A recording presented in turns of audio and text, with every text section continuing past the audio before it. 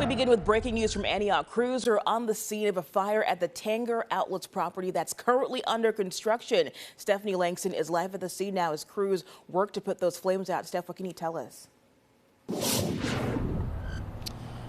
Well, Nicole, crews have been on the scene now for nearly 3 hours, but appear to have wrapped up. Several driving off actually right now at this moment. You can see this is on the backside of the construction site near I-24. Crews focused on one building there in the middle, saying they had it contained early on, but continued working to make sure it was fully extinguished. Now, in just the last 15 minutes or so, we saw them pull that ladder down from the roof, but you can still see that HVAC unit where flames were showing when they first arrived.